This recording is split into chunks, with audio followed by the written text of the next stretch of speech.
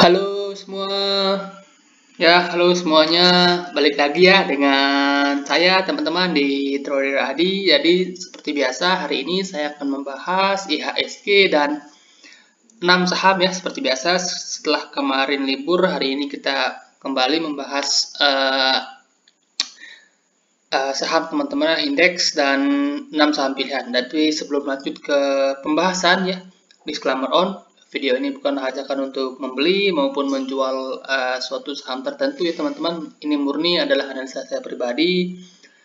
Jadi silakan untuk analisa ulang kembali karena nanti baik keuntungan maupun kerugian itu teman-teman yang akan tanggung resikonya. Oke, yang pertama kita bahas dari indeks ya. Indeks hari ini terkoreksi ya 0,58% ke level 6552. Hari ini masih terjadi inflow ya dari dana asing yang masuk teman-teman, walaupun sedikit masih terjadi inflow ya di indeks kita teman-teman. Dan indeks berjalan sesuai dengan analisa kita minggu lalu ya, pas hari Sabtu analisa pas hari Jumat ya. Indeks masih sesuai dengan analisa kita. Indeks menurut saya masih akan konsolidasi dulu ya. Konsolidasi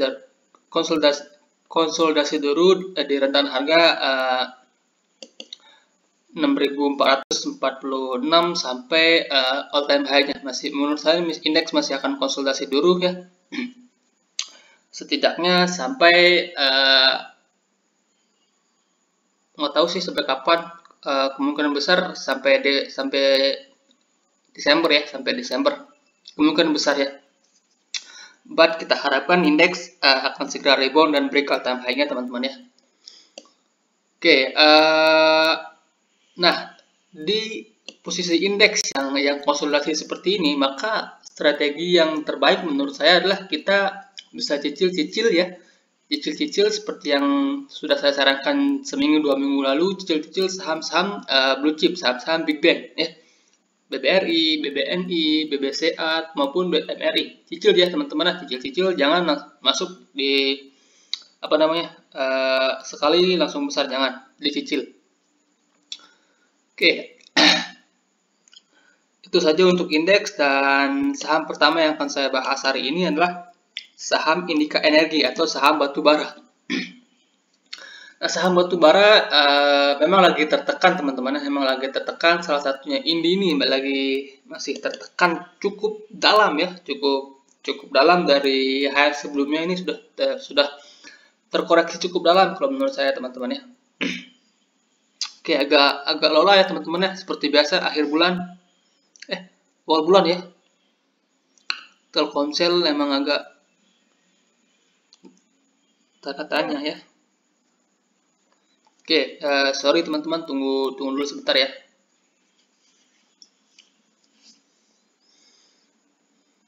Oke.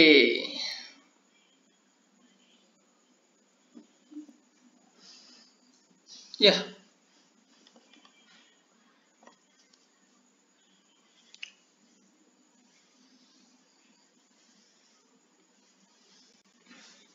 Oke,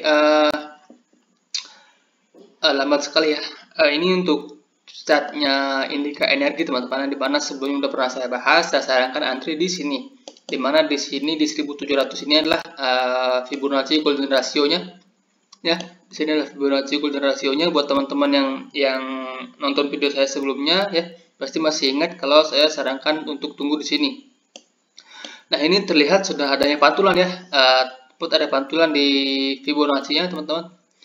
Nah, untuk sekarang buat teman-teman yang baru mau entry di saham Indika Energi ini, sebaiknya tunggu dia terkoreksi lebih sedikit lagi ya, mendekati 1700 dengan stop loss teman-teman saya di 1700 ya. Kalau memang Indika Energi ini masih tetap bertahan di atas 1700, maka Indika Energi ini berpeluang kembali melanjutkan kenaikan hingga ke sekitaran 2000 teman-teman, ke 2000 dulu ya. Kalau nanti memang 2000 ini mampu di break kembali ya, maka potensi kemungkinan besar inilah swing low-nya, dan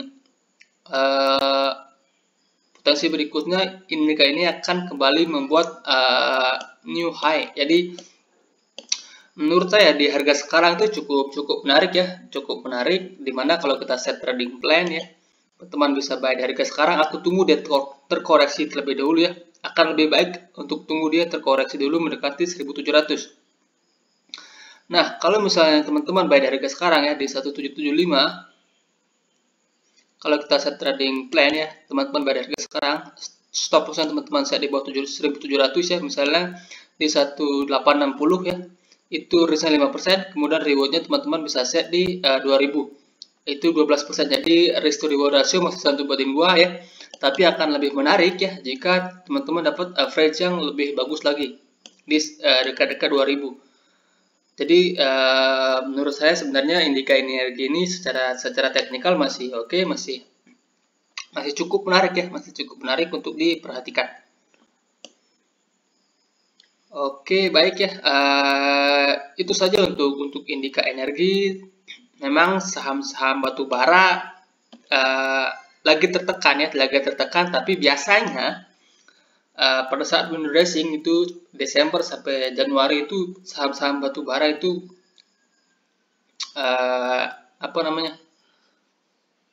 akan terjadi kenaikan yang lumayan ya biasanya. Ini siklusnya seperti itu ya biasanya teman-teman. Tapi kita nggak tahu apakah itu akan berlanjut tahun ini atau enggak, karena sekali lagi saham-saham batubara itu lagi tertekan karena renewable economy teman-teman ya. Oke, itu saja untuk saham indikator energi. Kemudian yang berikutnya adalah saham friend. Untuk saham friend ini sendiri sebelumnya juga udah pernah saya bahas ya teman-teman. Sebelumnya udah pernah saya bahas. Oke, seperti biasa ya, Telkomsel. Besok saya update lagi dah.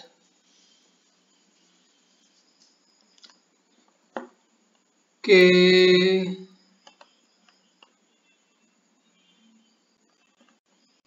Oke, ini untuk chartnya friend teman-teman, chartnya friend, dimana sebelumnya pernah saya sarankan buy on breakout jika saham friend ini mampu break dari angka 100. Nah, buat teman-teman yang udah buy pas break angka 100 atau buy di sini ya, pas dia break di 92 ini, maka sekarang masih floating profit teman-teman. Sekarang masih floating profit dan posisi sekarang untuk friend itu sedang berada di area resistnya teman-teman. Di sini merupakan area resist yang cukup kuat untuk saham friend ini ya, di 112 sampai 115 ya. Jadi kalau menurut saya friend ini ada potensi untuk turun dulu teman-teman ya. Friend ini ada potensi untuk koreksi dulu karena ini sudah naik cukup signifikan ya. Ini candlenya hijau semua teman-teman. Ini candlenya hijau semua, jadi ada potensi friend ini akan terkoreksi dulu kalau menurut saya teman-teman ya. Nah, koreksinya sampai mana? Bisa saja koreksinya sampai harga 100 ya, bisa saja ke situ teman-teman ya, sekitaran 100 sampai 102. Jadi buat teman-teman yang udah buy dari bawah ya, bisa manfaatkan untuk taking profit untuk besok ya. Bisa manfaatkan untuk taking profit atau bisa lihat marketnya besok. Kalau teman-teman lihat masih oke, masih ada potensi untuk break ya, bisa teman-teman tunggu dia break dulu. Tapi kalau dilihat dari segi chart ini ada potensi untuk koreksi dulu. Tapi yang namanya saham third liner itu suka-suka big money-nya aja teman-teman, suka-suka big money-nya aja. Kadang-kadang technical di sini nggak works ya. Oke, itu untuk saham friend. Kemudian yang berikutnya ada saham BDMN atau Bank Danamon. Nah, BDMN ini sebelumnya udah saya pernah bahas juga, sudah pernah masuk watchlist saya, dan saya juga entry saham ini sebelumnya teman-teman ya. Tapi udah kena trailing stop ya, sesuai dengan plan kita sudah kena trailing stop. Nah, kita tunggu sebentar ya.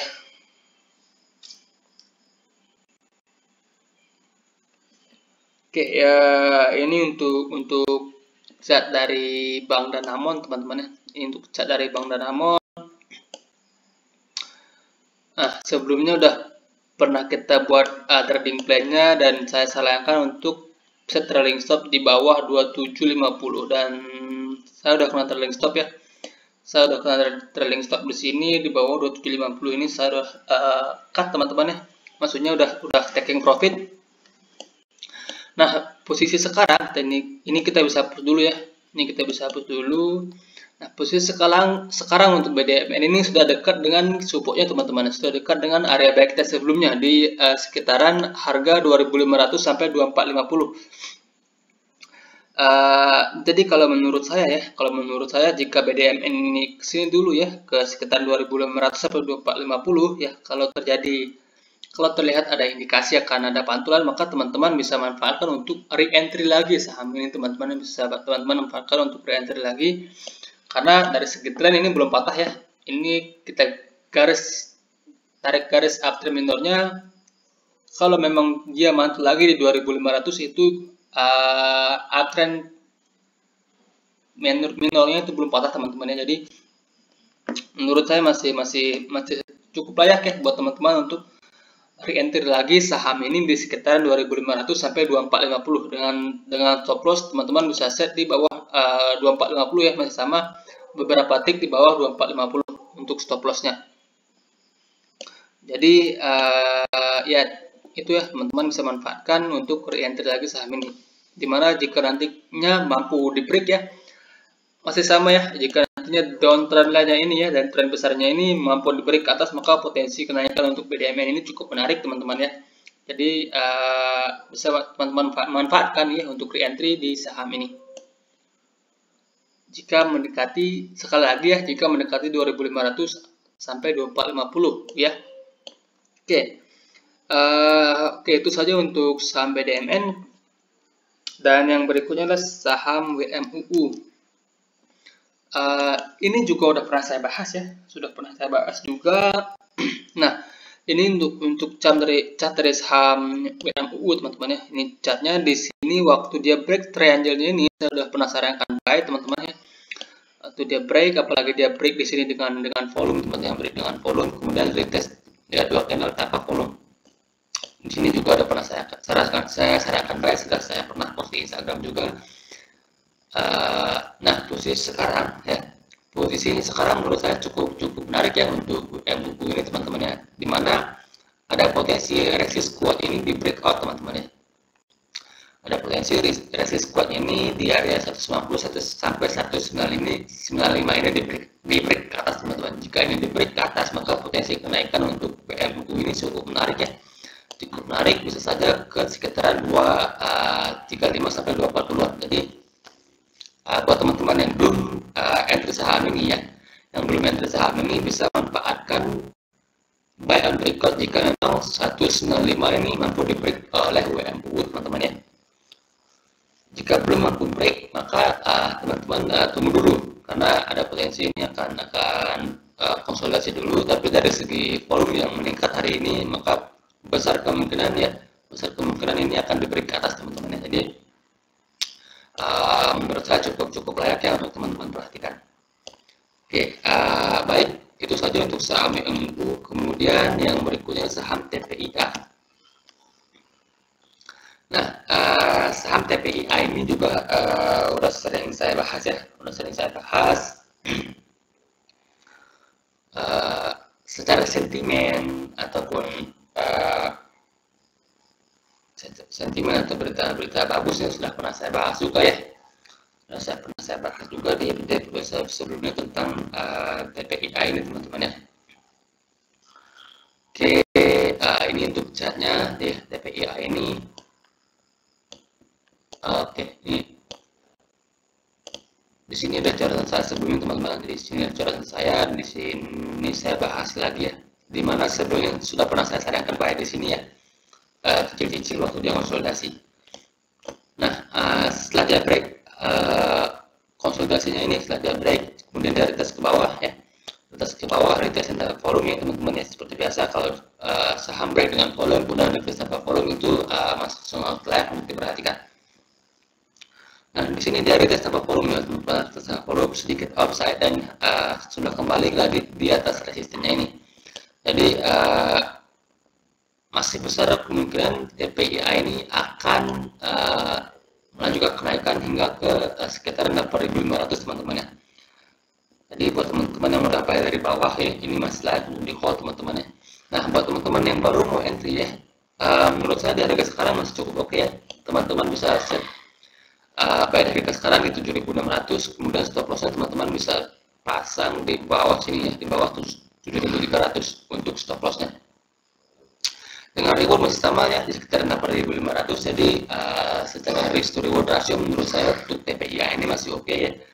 Dari segi catatan sebenarnya ini masih cukup menarik ya teman-teman, dimana pola konsolidasi minornya sudah dibeli ke atas ya. Tinggal menunggu TPIA ini break dari downtrend line ini. Kalau nantinya TPIA ini break dari downtrend line ini, maka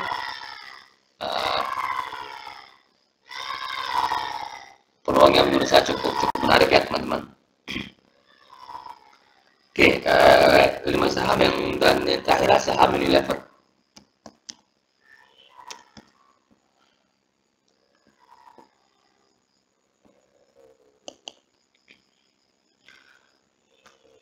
Unilever ini sendiri sebelumnya juga pernah saya bahas ya, sudah pernah saya bahas juga, sudah sering saya bahas juga ya Unilever ini teman-teman ya. Oke, ini untuk saham Unilever sudah turun lumayan dalam ya, lumayan dalam.